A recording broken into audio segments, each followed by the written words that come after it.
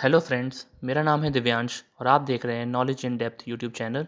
तो आज का वीडियो शुरू करते हैं। जैसा कि former US president John F Kennedy ने कहा था कि अमेरिकन रोड्स इसलिए अच्छी नहीं है क्योंकि अमेरिका अमीर है, बल्कि अमेरिका अमीर इसलिए है क्योंकि अमेरिकन रोड्स इतनी अच्छी हैं। इसी पॉलिसी को फॉलो करते हुए इंडिया ने भी अपने इंफ्रास्ट्रक्चर को अपग्रेड करके इंटरनेशनल लेवल पर ले जाने के लिए एनआईपी को लॉन्च किया है। एनआईपी मतलब नेशनल इंफ्रास्ट्रक्चर पाइपलाइन। इसके अंडर में सेंट्रल गवर्नमेंट 5 सालों में 111 लाख करोड़ रुपीस के इनिशियल सैंक्शन अमाउंट के साथ अलग अलग सेक्टर्स जैसे roadways, railways, air connectivity, ports और इनलैंड वाटरवेज कनेक्टिविटी को बूस्ट प्रोवाइड करते हुए कैपेसिटी को बिल्डअप करने का भी काम कर रही है। एनआईपी को फाइनेंशियल ईयर 2019 से 2025 तक के लिए प्लान किया गया है। ईयर 2025 इसलिए भी इम्पॉर्टेंट है क्योंकि हमारी गवर्नमेंट ने इंडिया को $5 ट्रिलियन इकॉनमी बनाने के लिए भी ईयर 2025 को ही फाइनल किया है।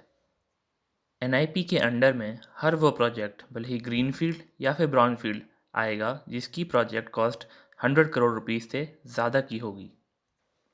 एनआईपी की इम्पोर्टेंस इसलिए भी ज़्यादा हो जाती है क्योंकि रोबस्ट इंफ्रास्ट्रक्चर का होना बहुत इम्पॉर्टेंट रोल प्ले करता है एक डेवलपिंग कंट्री की ग्रोथ साइकिल में। पीएम गति शक्ति।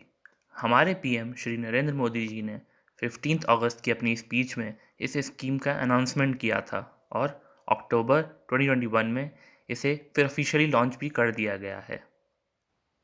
पीएम गति शक्ति नेशनल मास्टर प्लान में मल्टी मॉडल ट्रांसपोर्ट की बात की गई है और इसमें रेल्स, रोड्स, पोर्ट्स शामिल हैं। इस स्कीम के थ्रू देश में इंफ्रास्ट्रक्चर एक बहुत बड़े लेवल पर डेवलप होगा जिसका फ़ायदा इंडस्ट्रीज़ को और नए इन्वेस्टमेंट्स को इंडिया में सेटल करने में भी प्रोवाइड किया जाएगा। इंडस्ट्रीज़ के ग्रोथ का डायरेक्ट रिलेशन एम्प्लॉयमेंट के बढ़ने से भी होता है, इसलिए इस स्कीम के थ्रू इंडिया में बड़े लेवल पर एम्प्लॉयमेंट जनरेशन भी हो पाएगा। पीएम गति शक्ति प्लान में 11 इंडस्ट्रियल कॉरिडोर्स और 2 डिफेंस कॉरिडोर्स को इंटरकनेक्टिविटी प्रोवाइड करने की बात भी कही गई है। इसके साथ ही इसमें 220 एयरपोर्ट्स, हेलीपोर्ट्स और वाटर एरोड्रोम्स और इसके साथ ही 2 लाख किलोमीटर्स तक एनएच नेटवर्क को एक्सटेंड करने की भी बात बोली गई है। इस प्लान में कार्गो हैंडलिंग कैपेसिटी को बढ़ाने, सभी विलेजेस को 4G कनेक्टिविटी से कनेक्ट करने और 17,000 किलोमीटर की गैस पाइपलाइन और 200 से ज़्यादा फिशिंग क्लस्टर्स बनाने का भी प्लान रखा गया है। और अब मैं आपको पीएम गति शक्ति स्कीम के कुछ मेन ऑब्जेक्टिव्स के बारे में बताता हूँ। जैसे कि पहला, देश में इंफ्रास्ट्रक्चर डेवलपमेंट के सभी एस्पेक्ट्स और डिपार्टमेंट्स के बीच बेटर कोऑर्डिनेशन को बढ़ावा देना, जिससे कि डेवलपमेंट के टाइम को कम किया जा सके। दूसरा, इंडिया में लॉजिस्टिक्स कॉस्ट को कम करना और इंडियन गुड्स को ग्लोबल मार्केट में कॉम्पिटेंट बनाना भी इसका ऑब्जेक्टिव है। इसके लिए कैपेसिटी को बिल्डअप करना और ट्रांसपोर्ट टाइम को कम करना भी बहुत इंपॉर्टेंट है। इसी सब के लिए सभी डिपार्टमेंट्स को एक ही प्लेटफॉर्म पर लाना भी इस स्कीम का एक मेन ऑब्जेक्टिव है। इसके साथ ही नेशनल हाईवेज़ के नेटवर्क को करंट 1.6 लाख किलोमीटर से बढ़ाकर 2 लाख किलोमीटर तक करने का भी प्लान रखा गया है ईयर 2024-25 तक।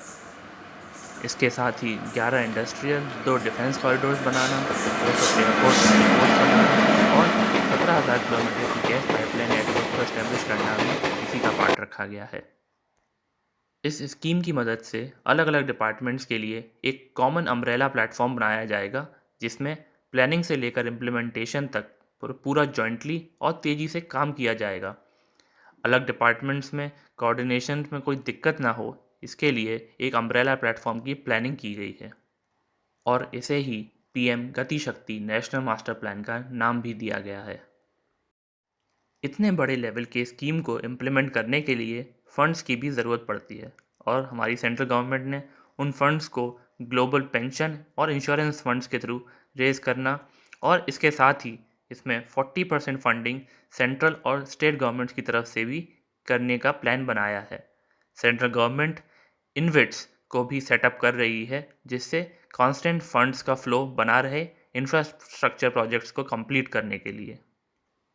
नेशनल एसेट मोनेटाइजेशन प्लान भी फंडिंग जनरेट करने में बहुत बड़ा रोल प्ले कर रहा है क्योंकि इसके थ्रू वेरियस डिपार्टमेंट्स अपने ऑलरेडी प्रेजेंट एसेट्स को प्राइवेट सेक्टर के लिए लीज पर प्रोवाइड करवाएंगे और टोटल अमाउंट को वन टाइम पेमेंट के थ्रू लेकर आने वाले इंफ्रास्ट्रक्चर एक्टिविटीज़ को सस्टेन करने में यूटिलाइज भी करेंगे।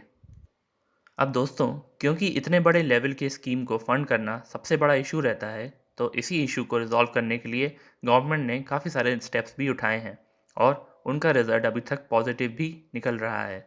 अब देखना ये है कि नेशनल इंफ्रास्ट्रक्चर पाइपलाइन और गति शक्ति स्कीम अपने इंटेंडेड टारगेट्स को टाइम ड्यूरेशन में पूरा कर पाते हैं या नहीं। आज की वीडियो के लिए इतना ही। अगर आपको ये वीडियो अच्छी लगी तो वीडियो को लाइक करें, चैनल पर नए हैं तो चैनल को सब्सक्राइब करें और नोटिफिकेशन की बेल प्रेस कर दें। मिलते हैं ऐसी ही किसी नई और इन्फॉर्मेटिव वीडियो के साथ। Till then keep learning and keep growing.